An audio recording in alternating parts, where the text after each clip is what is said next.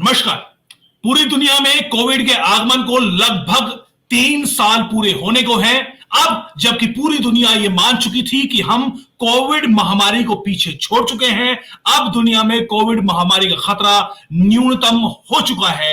ऐसी स्थिति में चीन ने एक बार फिर पूरी दुनिया को डरा दिया है, क्योंकि जो आंकड़े चीन से सामने आ रहे हैं वो अपने आप में बेहद खौफनाक नजर आते हैं।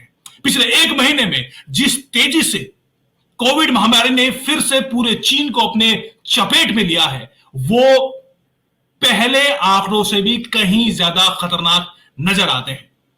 दुनिया भर के जाने माने मीडिया हाउसेज, एपिडेमियोलॉजिस्ट ये दावा कर रहे हैं कि फिलहाल जो चीन की सिचुएशन है वो पहले से ज्यादा खतरनाक नजर आती है। एक बड़ा नाम जो बड़े एपिडेमियोलॉजिस्ट का है वो है एरिक फील डेंका, जो कि हार्वर्ड के जाने माने विशेषज्ञ भी रह चुके हैं, हार्वर्ड में पढ़ा चुके हैं। उन्होंने चीन की मौजूदा सिचुएशन को थर्मोन्यूक्लियर बैड की संज्ञा दी है। थर्मोन्यूक्लियर बैड यानी परमाणु विस्फोट जैसी स्थिति, एक ऐसी स्थिति जिसमें अचानक से हालात बेकाबू हो जाते हैं, खतरा अचानक बढ़ता है। ऐसी संज्ञा दी है चीन के मौजूदा हालात को। इस विशेषज्ञ ने चीन के मौजूदा सिचुएशन को देखते हुए कहा है कि जिस तरीके से चीन में ये हालात लगातार बिगड़ते जा रहे हैं, उसके देखकर लगता है कि अगले आने वाले 90 दिनों में चीन की लगभग 60% आबादी इस कोविड की चपेट में होगी। पूरी दुनिया की लगभग 10% आबादी फिर से कोविड महामारी की चपेट में आ जाएगी। ये संख्या करीब 90 से 100 करोड़ के बीच बैठती है। ये आंकड़े अपने आप में बेहद चौंकाने वाले हैं, क्योंकि पिछली बार शुरुआत में भी चीन ने जिस तरीके से जीरो कोविड पॉलिसी पूरे चीन में लगा रखी थी, जिस तरीके लॉकडाउन रिस्ट्रिक्शंस पूरे चीन में लगा रखी थी, उससे चीन इस महामारी से बेहद सख्त तरीके से निपटता हुआ नजर आ रहा था। लेकिन हाल ही में हमने देखा करीब 1 से 1.5 महीने पहले जिस तरीके से चीन के अलग अलग शहरों में लोगों ने बगावत की, विरोध प्रदर्शन किए कि जो जीरो कोविड रिस्ट्रिक्शंस है, कोविड पॉलिसी है, उसको हटा लिया जाए। सरकार घबरा गई। सरकार को लगा कि ये एक जबरदस्त आंदोलन खड़ा होने वाला है तियानमन चौक के बाद। उसके बाद सरकार ने जगह जगह से अब इस रिस्ट्रिक्शंस को हटा दिया, लॉकडाउन को हटा दिया।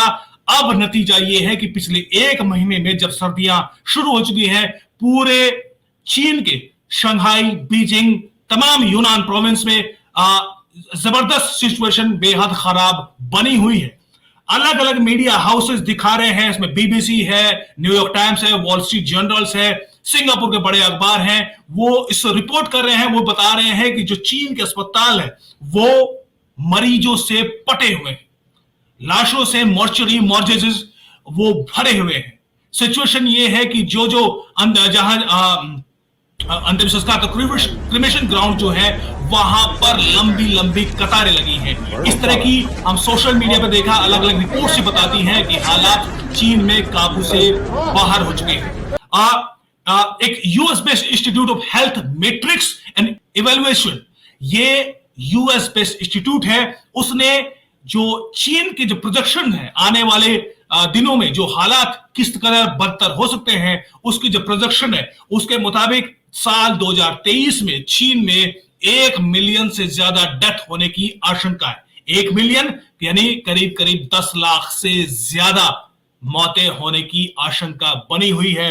ये एक US based institute of health matrix and evaluation ये प्रोजेक्शन दे रहा है, जो अपने आप में बेहद यहां पर नंबर्स जो है, आंकड़े जो है बेहद खतरनाक नजर आते हैं। जाहिर है जब चीन में इस तरह के हालात बिगड़ेंगे तो पूरी दुनिया भी इससे अछूती नहीं रह सकती, क्योंकि हम जानते हैं कि साल 2020 की शुरुआत में जिस तरीके से धीरे धीरे चीन से ये वायरस फैला था और पूरी दुनिया को जिस तेजी से पूरी दुनिया को अपनी चपेट में ले लिया था, उससे किस कदर हालात बदतर हुए थे उससे हम सब वाकिफ हैं। फिलहाल क्या सिचुएशन है उसको लेकर मैं कुछ अलग अलग रिपोर्ट्स आपके सामने पेश करना चाहूंगा। बीबीसी के रिपोर्ट में जिसमें उन्होंने जॉन्स हॉपकिंस यूनिवर्सिटी के एक ग्राफ को दर्शाया है, उसके मुताबिक इसी साल के मार्च अप्रैल महीने में जो स्पाइक देखा गया था पूरी दुनिया में कोविड का, ये मौजूदा स्पाइक दिसंबर महीने में अकेले उससे कहीं ज्यादा खौफनाक नजर आता है। ये उन्होंने अपने ग्राफिक के जरिए दर्शाया है।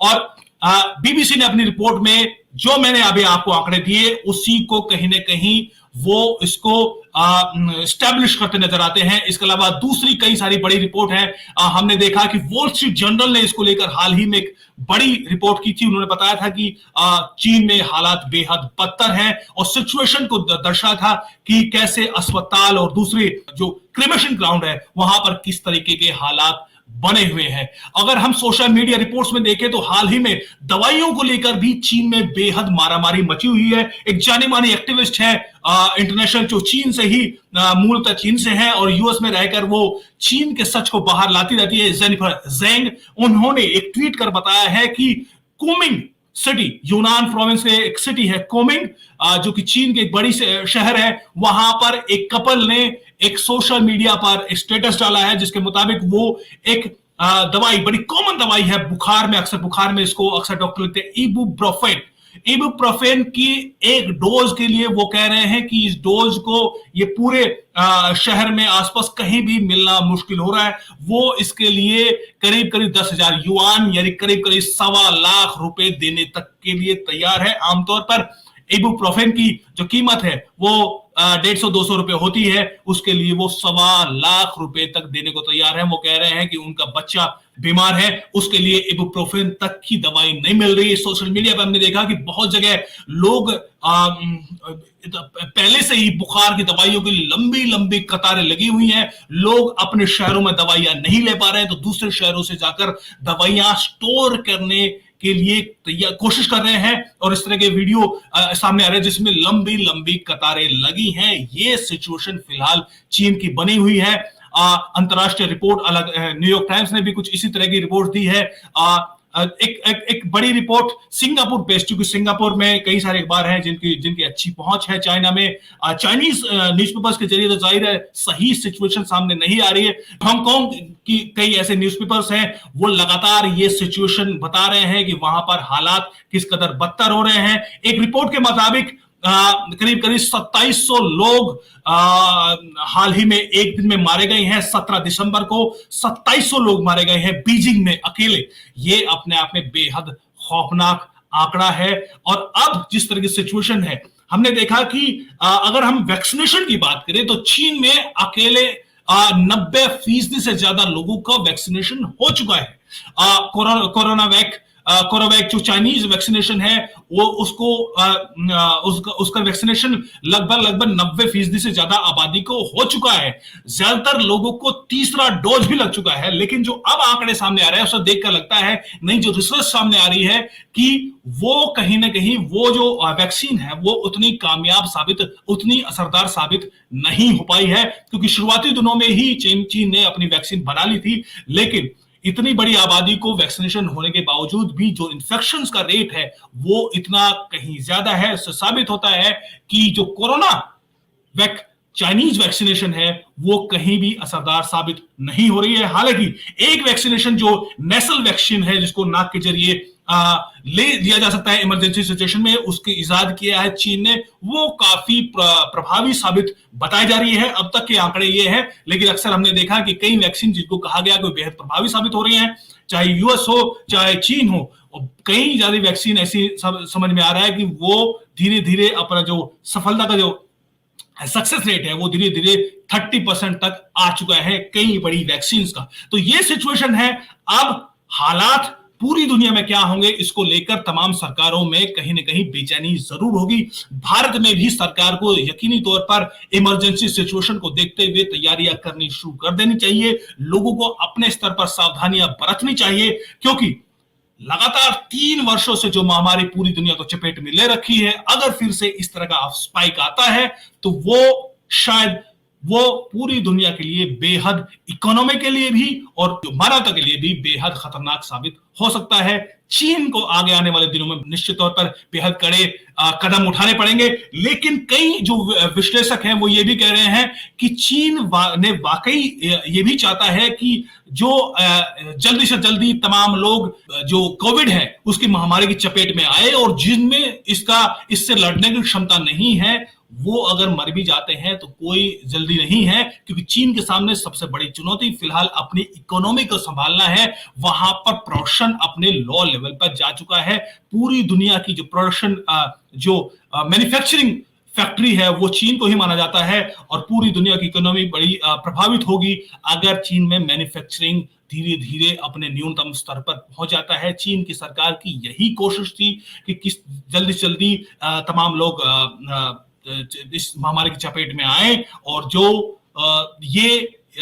जो लोग इससे लड़ने की क्षमता नहीं है अगर वो उनकी मृत्यु भी हो जाती है तो ये भी एक कहीं ना कहीं विन विन सिचुएशन चीन की सरकार के लिए होगी। ऐसे विश्लेषण किए जा रहे हैं चीन की सरकार के लिए। अलग अलग एपिडेमियोलॉजिस्ट ऐसे कर रहे हैं, विशेषज्ञ ऐसी बातें कह रहे हैं, लेकिन इसमें कितनी सच्चाई है वो एक अलग विषय है। लेकिन फिलहाल जो सिचुएशन है वो अपने आप में पूरी दुनिया को डराने के लिए काफी है। आगे आगे देखिए होता है क्या। नमस्कार।